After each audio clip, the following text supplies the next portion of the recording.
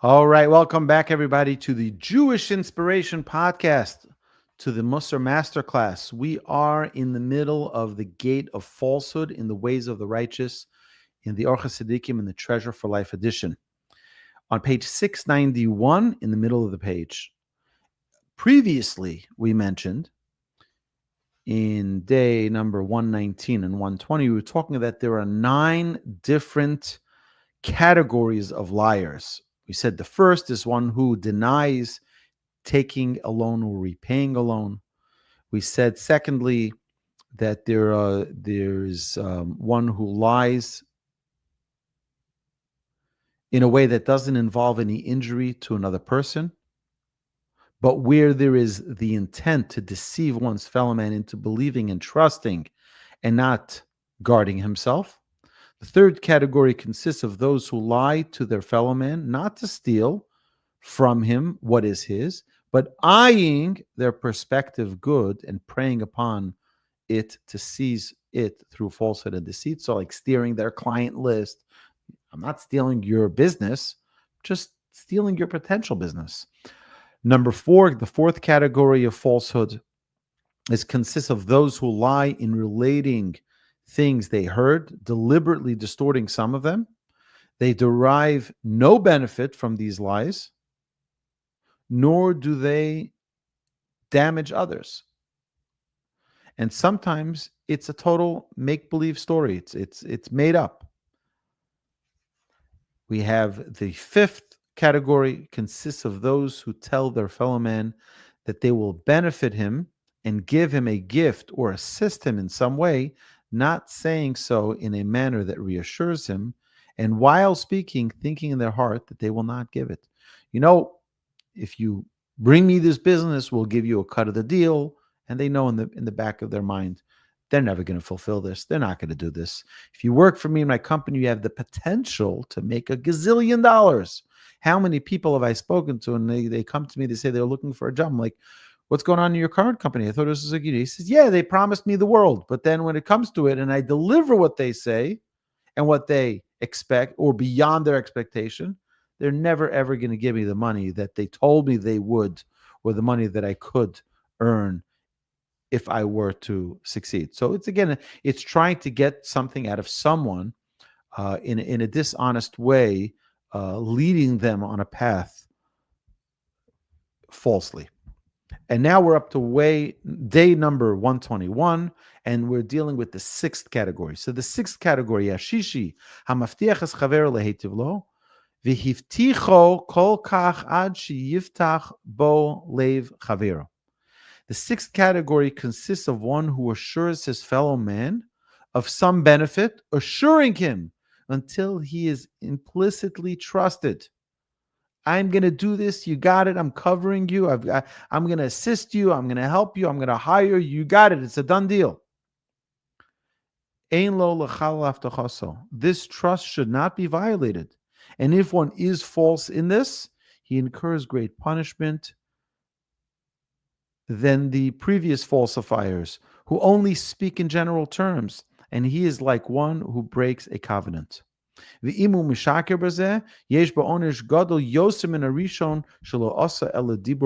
previous ones we spoke about, they're just talking talk, and they didn't make a commitment. They led you to believe certain things. But this is here, someone actually makes a commitment. I am going to do this, and they don't follow through. This is a really devastating thing, and it incurs a great punishment. Adam over bris. It's like someone who forgoes or breaks a covenant. And if one told his friend that he will give him a small gift, even though he used no term of assurance about this, our rabbis have stated, retracting one's word constitutes a breach of faith. I never made a promise. I never swore, oh, I swear I'm going to give you this. He didn't do that. He just said, I'll give it to you. He didn't say it with a promise. Still, someone who says that, the Talmud says, Kol hachozer b'dvarav yesh bo mishum michusrei amana. It's someone who is a person who has a complete breach of faith in his words. Why? Ki leiv chaveru somach alav v'boteach bo. For his friend relies upon him and trusts him. Since the gift in question is only a small one, he says, oh, it's a small gift. He's going to follow through. It's not a big deal. He'll do it. And then he doesn't remember. Remember, we spoke about this a few chapters ago. We spoke about the gate of remembrance. Sometimes people don't follow through, not because they don't want to, not because they're ill-willed, but rather it's because they forget. They're forgetful. So, but still, when someone gives a word, they should follow through on it. V'im ish anihu afal pisha matana meruba hu chose bo ra'aso rabba ki noda v'avar al yachel devara. He says, if his friend, the person who was promised, is a poor man, although the gift pledged is a large one for them, for the poor person, it's a large gift. For a vow has been made and he transgresses, he shall not break his word. The verse states in the Torah, you shall not break your word. Lo yachel devaro. V'chein mi shehispor b'fnei rabim loses matana la'adam dehevi kimo haftocha kevan shehu mishalel al nidivuso ein nochon sheyoshuv midvaro achar sheniskabed unishalel badavar. Similarly, and this I know someone who's actually done this, and it's devastating. Someone who boasts in public about a gift that he will give to another. He says, yeah, I made a big pledge to this and this institution. I made a big pledge to my synagogue. I made a big pledge to support this or that cause.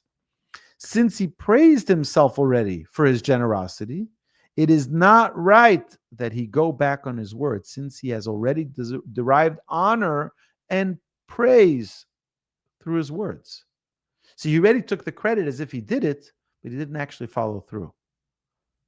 Sometimes people want that recognition. They want that praise and that honor. But now that they got it, why should I fulfill it? And it's a really devastating thing. So that's the sixth form of falsehood.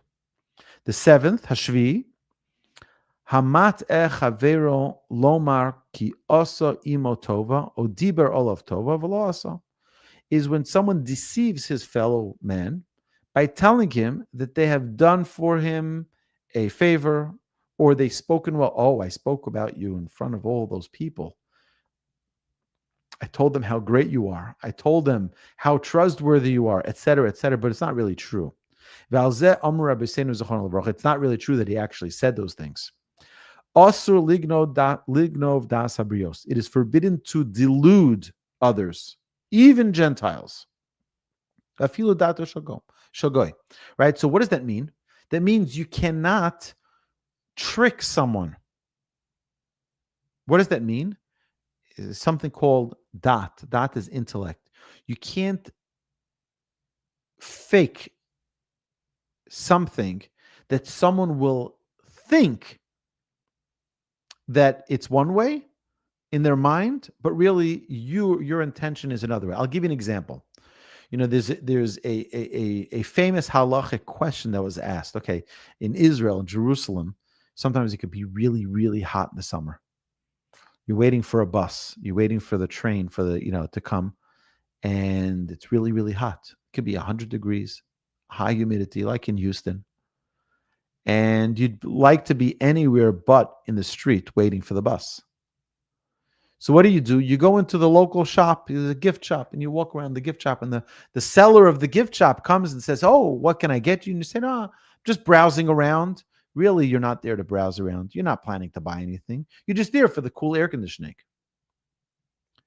That is stealing intention.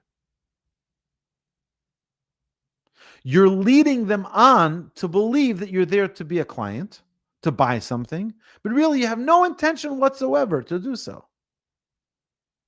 That's stealing intention.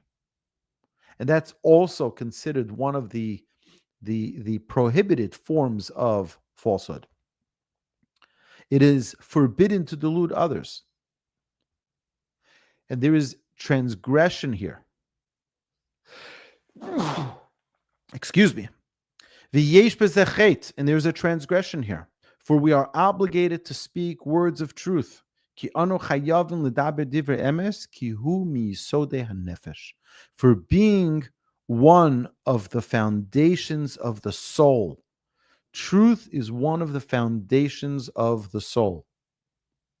So this is critical for us to realize that we have to find a way to have no alternative understanding to the words that we're saying. It's clear we're not trying to delude anyone. We're not trying to confuse anyone. We're not trying to trick anyone. We're being straightforward. We're being honest. And that's the seventh falsehood that one should avoid. What's the eighth? Hashmini. Hamishtabeach b'malo she'enon nimtzoos bo. One who takes praise for qualities that they do not possess. V'zeu chet gadol v'afilu im haya emes. He says such a thing, such praise that one praises, takes the compliments that really don't belong to them is a great sin, even if what one says is true. Ki kishem ishalel nire midvorov shelo aset tzidkosav v'nidvosav l'shem shamayim elu l'shem atzma v'tehila. So here's the problem. Let's say someone is very generous, and people praise him. Oh, such and such is such a generous person. There's such a big giver, or someone who's righteous. Say, oh, he's so righteous. Or someone is a great leads the prayer in the synagogue so nicely, and I'm the best in my congregation. I'm the best one who leads. Right? Be very, very careful, because are you doing that for your own praise, or you're doing that to honor the Almighty? If you're making that donation and taking the credit for yourself, then you're doing it for the wrong cause. You're stealing what you're doing it for. You're supposed to be doing it for the Almighty, doing it because this is the will of God, because I'm fulfilling His will, and now I'm running around taking credit for it. So you're not even doing it for the right cause. Our sages of blessed memory said, Zichron Levracha, Mi shemichabdim oso sheheim svurim sheyodea shtei mesechtos v'hu lo yada rak achas chayav lomer ein yodea rak achas. The Talmud says that if people praise you for knowing 2 tractates of Talmud, but you only know one, they're praising you. Oh, you got to meet my rabbi. He's something special. He knows all of the Torah inside out, and it's not true. They say he knows, all of the Talmud, or all of this and all of that, and he really doesn't know that. You have to correct them. Kol shekain she'asu lo lachaze v'lispor b'malu she'ein bo. Definitely, if someone is being honored for traits that they don't possess. Oh, he's so truthful. Oh, he is so kind. Oh, he's so giving. Oh, he's so forgiving. Oh, he's so, this or that, whatever the trait is, and it's really not true. You also have to correct them and say, no. I appreciate it. Thank you so much. It makes me feel good, but it's not true. It's not true. I don't possess these traits that you claim I possess. Now, some might say, oh, you see, that makes him even more modest. No, a person has to be truthful, and a person has to say, if it's true, it's true. If it's not true, it's not true. The ninth category consists of those who lie about what they have heard and change the facts according to their needs without causing injury to anyone. So they change the facts. Now, obviously, if there's damage to someone, that's obvious. And it's all the more so. So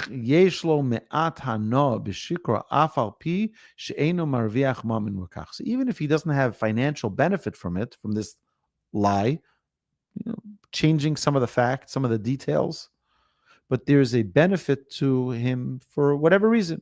Kigon Rav Sha'amar li Ishto, Asi li Tlovchi V'asasalo chimtzi. V'kishamar chimtzi, asalo tlovchi.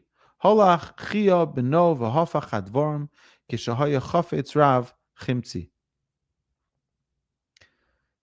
The Talmud says a story of Rav and his wife. When he would ask her for lentils, she would make him peas, and when he would ask her for peas, she would make him lentils. Chia, his son, reversed his father's words. When Rav wanted peas, he told his mother, "Make lentils," and she made peas. Now, what was the son's idea here? Right? This son was motivated by his father's honor that he have the food that he desired. Yet, in spite of this fact, Rav exhorted him not to do so again. Why? They have taught their tongues to speak lies. You don't teach yourself to speak lies. Now, we can ask the question of why his wife did the opposite. That's not our place right now. It's not our topic to discuss it in this class. Maybe we'll do it in our Thinking Talmudist series. But the idea of you don't teach your tongue to speak falsehood. However, ach ein onesh b'zeh sheker ka'onesh hamisharkim alo davar. However, the punishment for this kind of falsehood is not as great, is not as severe as the punishment for those who lie in vain, as we mentioned in the fourth category. Thus far are the nine categories of liars. So this is what we mentioned, the 9 different categories of those who speak falsehood. And the overriding idea is that we should never, and this is why he finishes with this story of Rav, to tell us one should not train their own lips to speak words that are untrue, even if it's inconsequential. I'm not hurting anybody. It's not going to do anything. What's the big deal? It's not a big deal. No. Don't train yourself to speak falsehood, because right now it's for insignificant things, and then it very quickly goes, because a person could be in the habit of speaking falsehood, that then he goes right into the things which do have significance. So this, my dear friends, concludes day number 121. And now, my dear friends, we resume with day 122. On page 695 of the Treasure for Life edition of the Orchas Hadikim, The Ways of the Righteous. We're at the last part of the Gate of Falsehood. Our sages say as follows: Ve'od yizoher adam. A person should be extremely cautious and careful. Im yavo chavero etzlo v'yishal mimenu davar sheyesh biyado. If someone comes and asks to borrow something that you have, lo yomar lo, a person shouldn't say ainly. Ad sheyitcheu be'inyana shelo yishaker. Right? You shouldn't say, don't put them off and say, I don't have it. But if he must, he should push him off in such a way that it does not necessitate a lie. Okay, so someone comes to you, can I borrow your hammer? Don't say, I don't have a hammer. I don't have one for you, because that's not true. Not true. So, but you don't want to lend it, or you're not in the mood of lending it now. So you can say, listen, I'm very busy. I don't have time to get it. You remember, we talked about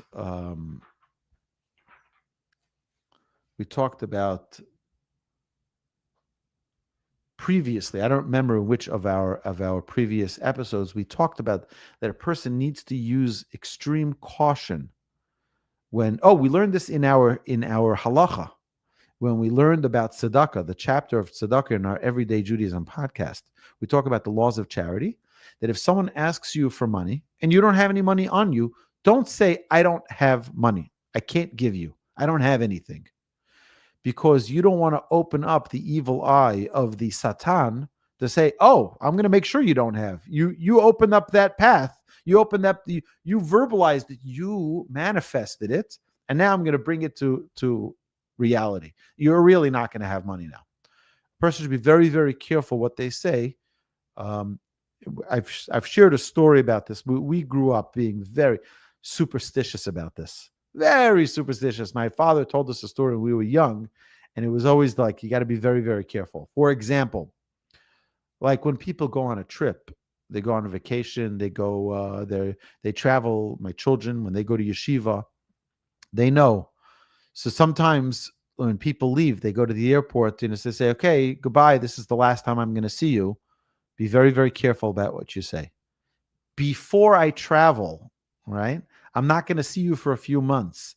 So be very careful about the words you use. And I'll tell you a story that my father told me that there was a man in his community where they grew up in this little village. He would go every morning. He'd leave his house exactly at a certain time. He'd get on the train, and then he'd get to work, come back at exactly on that train, on that moment. He was very exact. One morning he went and he had a stomach ache. Came back home, and then another time he went back to the train station, went back home, and his wife says to him, "What's going on?" He says, "Don't worry. This time I'm going. I'm not coming back." And indeed, he never came back again. Right? He was in an accident and he passed away. So we have to be very careful with our words. Be very careful. This doesn't mean that, God forbid, if we made such a mistake or we said something, that something terrible will happen to us. No, but a person should be very careful with their words. So a person shouldn't say ainly, just don't lie. Don't lie. Don't say I don't have it if you do have it. Rather, if you don't want to lend it, you can say, I'm not able to help you right now. I'm not able to do it. Just don't lie. Okay. In the book known as the Sefer Chasidim, it's brought down afilu yavo goy labayis Yehudi v'yivakesh lahalvos lomos v'yesh Yehudi mos v'ein dato lahalvos lezeh hagoy lo yomer lo ein li mos ach yidche oso ech shiyuchal. He says if someone comes to borrow money from you and you don't want to lend the money, you're not interested in lending the money, you're not sure that they're going to pay you back, you're not sure whatever it is. He says, don't say I don't have money. Say I'm not interested in lending right now. I'm not in the position where I can loan you this money at this moment. Right? Don't say I don't have it. Push it off don't lie. Bli sheyishakar. Don't lie. V'yachol lios she'im haya yodea hagoy shehayu lo mos lo haya yachol lishamet mimeno below sino. So now, if you're going to tell the person, listen, you're going to try to brush them off with an answer, person's going to start getting angry. Oh, you just don't want to lend me money, and that's why you're not. She says, if you need to lie for the purpose of peace, so that this person not hate you and not be disgusted by you, says that's a different question. A person has to use proper judgment to ensure that he's not going to be damaged by this, but to be clever. A person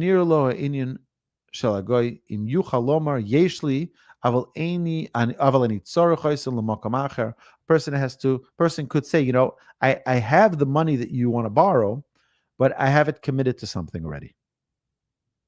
Okay, that's a different way to say it. If you can push the person away like that. Now, you have to remember that there is a mitzvah in the Torah to loan someone money. So if someone comes to borrow, then you have a special mitzvah in the Torah to loan them money. Now, I've been asked multiple times where people were concerned that they said to me, there's someone who's coming to me for a loan, and they have not paid me back for their last loan. And I'm afraid that the money that I loan out, I'll never see again. So that's a big problem. And I've heard this from numerous people, in the community who've told me that so I asked them, if it's an amount that you don't mind giving as charity, then you can loan it with, in the back of your mind, it might be charity one day. Right? But if it's a large amount that you're not willing to give to separate from for charity, so then you have to consider cautiously whether or not you can loan that money if you may not see it again. V'gadol ansho shel shakron. The punishment for a liar is great, severe. אבל כשאומר אמס, אין מאמינים, אפילו כשאומר אמס, אין מאמינים לו. Why? Because someone who's a liar, even when he speaks the truth, they're not going to believe him. V'sheker ein lo raglayim, and we have to remember that falsehood has no feet to stand on. Remember, we talked about this, that the letters of the word sheker, shin, kuf, and resh, all have one leg. Eventually, you'll fall. Eventually, falsehood will collapse. Truth will stand forever. A person should not cause others to lie on his behalf. Dvar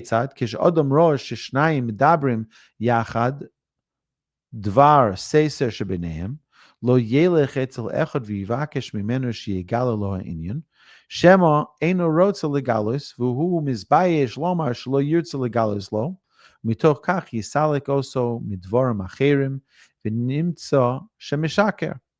He says, don't cause someone to lie to you. Don't cause someone to lie to you. What does it mean? You see someone's in a fight with another person. So he said, tell me what's going on. Tell me the story. And the person doesn't want to tell you. So he's going to make up a lie and share with you a falsehood. So that's not either good. Okay? Don't force people to say things if you know that it's going to lead to falsehood.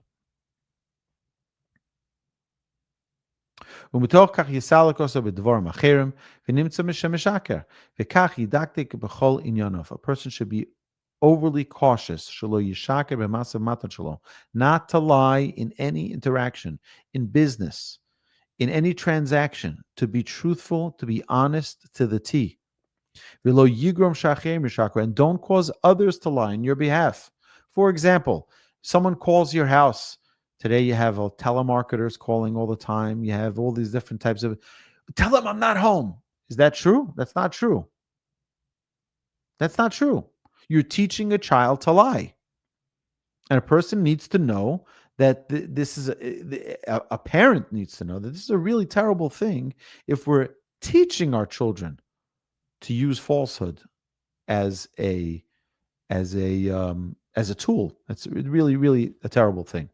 Don't connect and don't affiliate yourself with one who is a liar. And don't negotiate with a liar. If you know the person you're dealing with is a liar, I saw this incredible clip from, what's the guy from Berkshire Hathaway? I don't remember his name. CEO. What's that again? Warren Buffett. So Warren Buffett said, thank you. So Warren Buffett said, he says, always do business with people who are honest. He says, you know why? Because someone who's dishonest will make your life miserable. Even if you dot every I and you cross every T on that contract, someone who is a liar, someone who is a cheater, someone who's dishonest will always find a way to make your life miserable. Oh, you have all these lawyers looking over the contract. This is, there's no way to get around it. They'll figure out a way. Or they'll drag you to court and make your life miserable. It's not worth it. Deal with honest people and you'll be much happier. And he said this. He said, I prefer making less money dealing with honest people than the promise of making more money with dishonest people who'll just make my life miserable. All right. So you can find that clip online. You can share it with the group. It's really powerful. It's an incredible lesson of seeing the big picture here is at the end of the day, you want to stick to people who are truthful and honest. So don't even negotiate with them. And don't even talk to people who are untruthful. And a person needs great wisdom to escape lying. Because the Yetzer Hara is always preying on man to just lie a little bit, a white lie. It's inconsequential. Providing man with rationalizations to cast him into the net of lies. And we do know, the Talmud tells us, there are instances where it is permitted to tell a lie, to tell a falsehood. Right? To to lie in order to make peace between one man and his fellow. So we know the story of Aaron, our high priest, the brother of Moses. What did he do? If he would see two people in a quarrel, two people fighting, he would go to one and say, I spoke to that guy you're fighting. I know you're in a feud with. He feels so terrible. He was crying to me, telling me he's so embarrassed by what he did. He doesn't know how to ask for forgiveness. He thinks you'll never want to talk to him again. And then he goes to the other guy, says the same thing, and then they make peace. Now imagine 10 years later, they figure out that Aaron really duped them. He really tricked them. He lied to them for the sake of peace. So they're going to come now to a complaint. Oh, we had 10 years of friendship, but you lied to us? No, most of them will say, you know what? It was better off. It was better off to be friends for another 10 years, even if Aaron really didn't. But the idea behind it is to bring people together. Sometimes it's not only falsehood. I was dealing recently with a couple that was dealing with some challenges in their marriage, and it wasn't to say a lie, God forbid, but sometimes you don't have to share all the information you know, and sometimes that can help. That doesn't mean hiding significant things. I mean, sometimes there's nonsense that doesn't need to be said. If you repeat sometimes all of the conversation, it's just going to cause more damage. If you sometimes share less, it can help bring them together and help minimize the damage. And as the Talmud tells us, it is permitted to praise a bride before the groom as being beautiful and charming.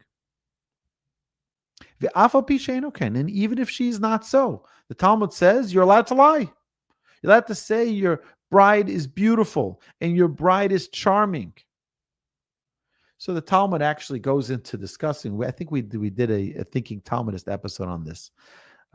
If we didn't, maybe we should. Mark, you remind me. It's the tractate Ketubot 17a.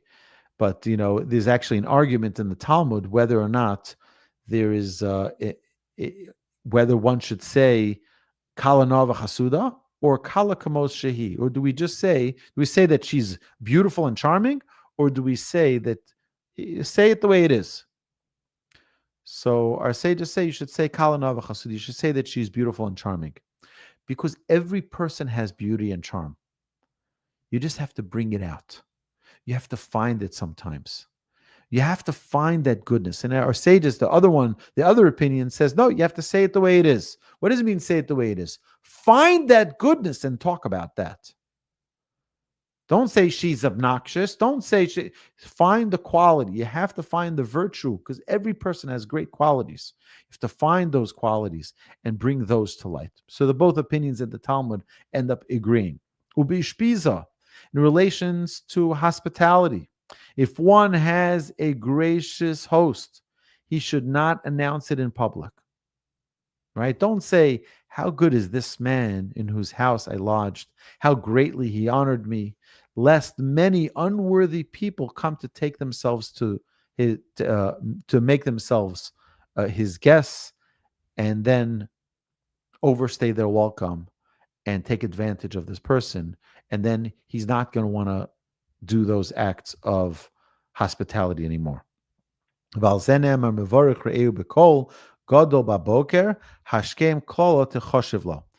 the verse states, he who blesses his friend with a loud voice, rising early in the morning, it will be considered a curse to him later on. Another area that you're allowed to lie on, you're allowed to speak an untruth.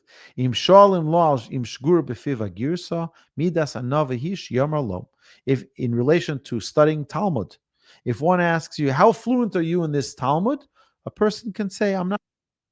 Meaning, you don't need to reveal all of the wisdom and all of the knowledge that you possess. You can minimize it.